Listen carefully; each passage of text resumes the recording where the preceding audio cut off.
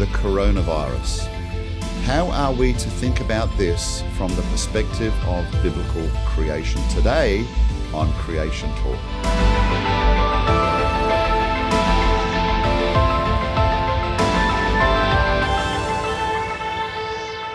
So I'm Gary Bates. I'm here with Dr. Rob Carter, one of our biologists at CMI. First question, Rob, I think when most people hear the word virus, they think all viruses are bad things. So, we understand when we read the book of Genesis, God created everything very good.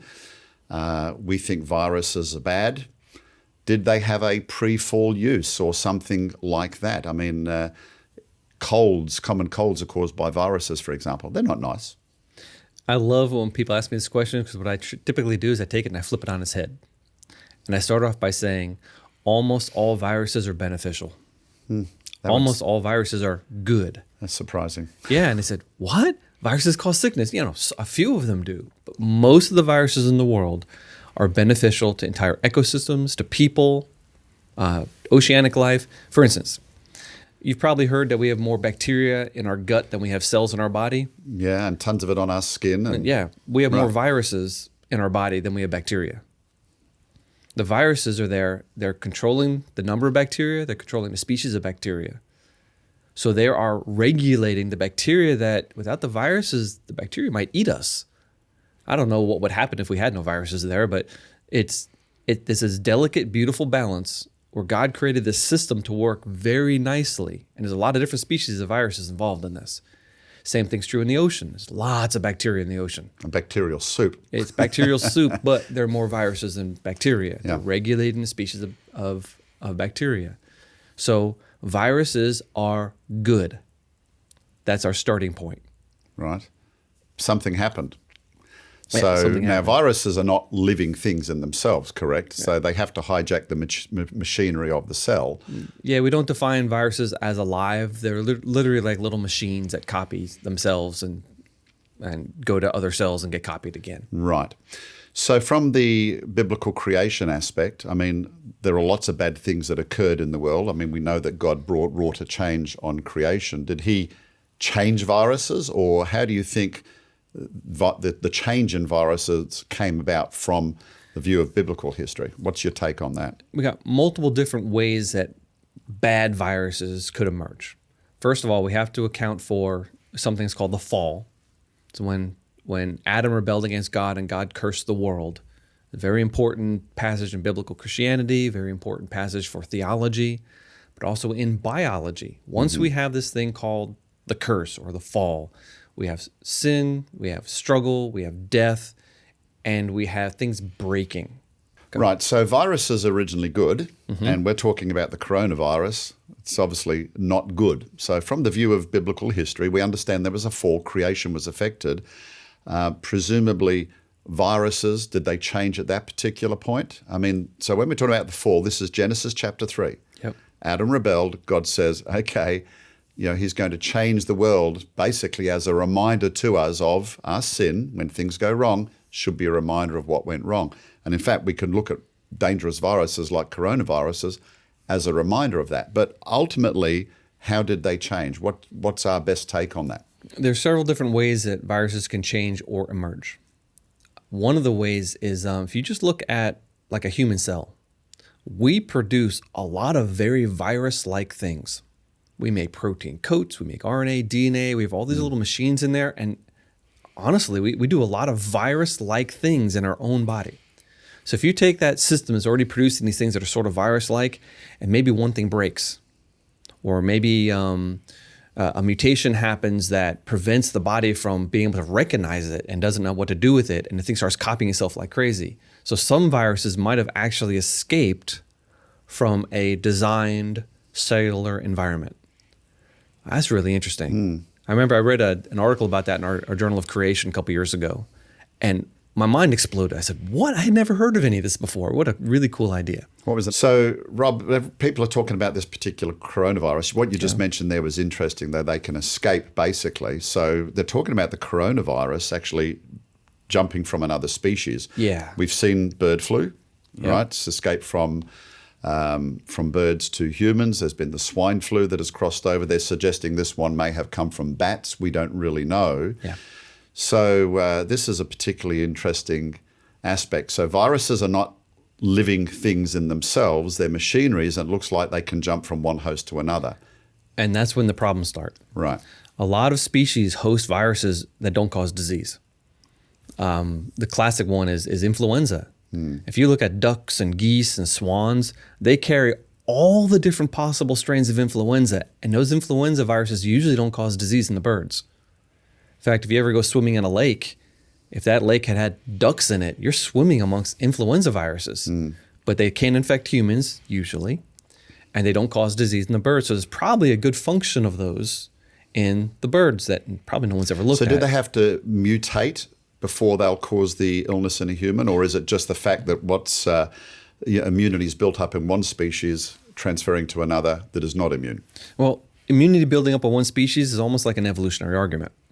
I think that they were created for some beneficial purpose. It's not like there's been millions of years of warfare between ducks and the flu, and they've all decided to form a truce.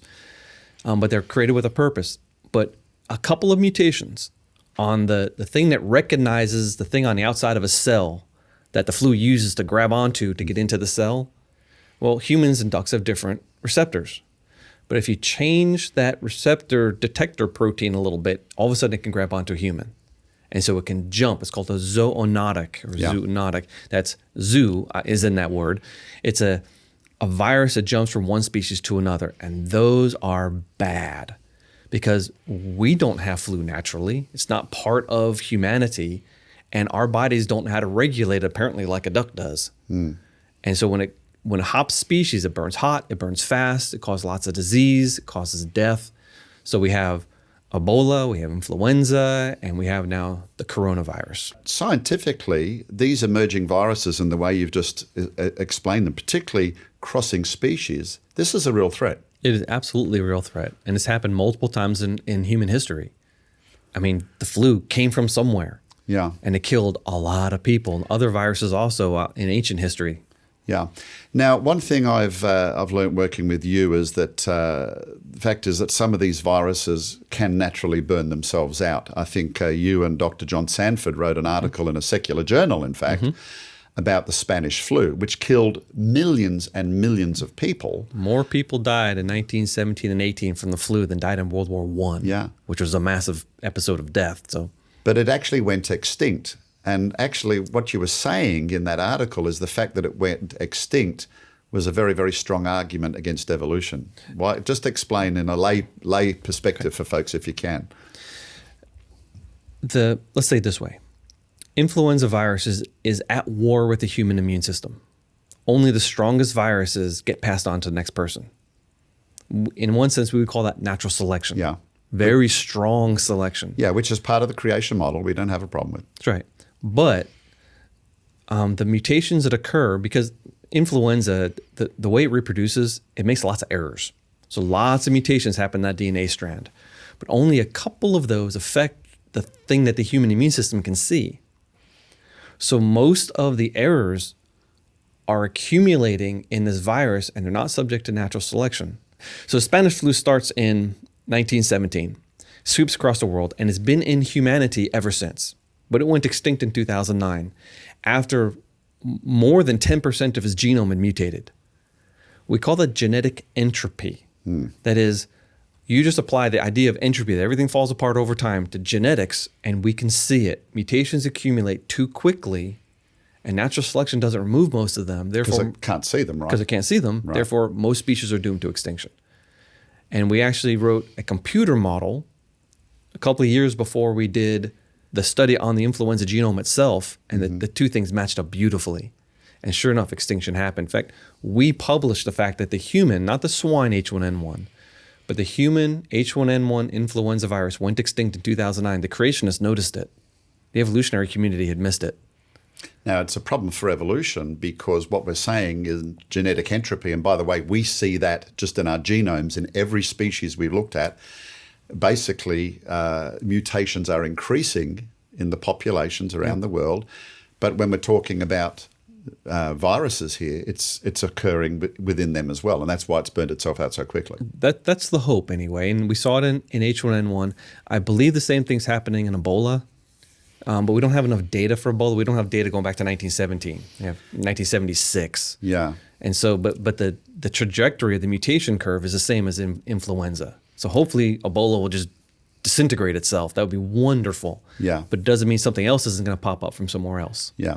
So you just raised another interesting point there. The Spanish flu, etc., was a pandemic. A pandemic is when it goes across multiple countries, multiple continents, and many thousands or even millions die. We actually live with a pandemic every year. Yes, we do. It's called the flu. In the US alone, the CDC report that anywhere between 30 to nearly 50,000 people a year die in the US alone from the flu. Or the complications, usually the pneumonia that follows it. Yes, and young and old people are obviously the ones that are at risk. And of course, most of it is preventable. At least stopping you dying. It won't stop you getting the flu with vaccinations. There are no vaccinations currently for the coronavirus. No, but the influenza vaccination can prevent influenza. Every once in a while, they don't quite hit the right strain. Yeah. Specifically, this year is one of the well, infamous that's ones. mutations as well, isn't it? Because the southern hemisphere gets the flu before we do. We try to predict what it's going to be. But even by the time it comes from, say, Australia to the US, it can mutate. Mutate, or a different strain can come up that they didn't see coming. Yeah. So it's a very difficult proposition to protect and immunize against diseases like this. Everything. Yeah. How do you immunize against everything? But the scary thing is what we've been talking about here, and we've said that viruses that jump species are dangerous. It could happen anywhere. It could happen anywhere. It could happen anywhere at any time. And that should be a reminder to us, I think, of our very precarious state on this planet. Which gives us an opportunity to preach the gospel to people. Because most people don't know anything about Jesus, don't know anything about the future promises that Christians have, and the fact that we get to escape this world of suffering and death, and this is not all there is. I mean, things like this, people tend to, let's hoard and let's buy a bunch of masks and let's, hide in our little house. No, this is the time to tell people about salvation. And people would say, why does God allow these things to happen? Well, we live, as we said, in a cursed and fallen world. We go back to biblical history, Genesis chapter 3, and none of us are immune from that. Yeah. Whether you're in Christian service or not in Christian service, we're all affected by the fall, and we don't know when something like this might overtake us. That's why the Bible says today is the day of salvation, folks. And if you're watching this, you're not a Christian, I encourage you to place your hope in the only one who can save you. Our hope is not on this earth. Our hope is in the creator of this earth, and in the future he's going to make a new heavens and earth that will be free of such things like mutated, harmful viruses. Anything you want to say in closing, Rob? Amen. Good place to finish.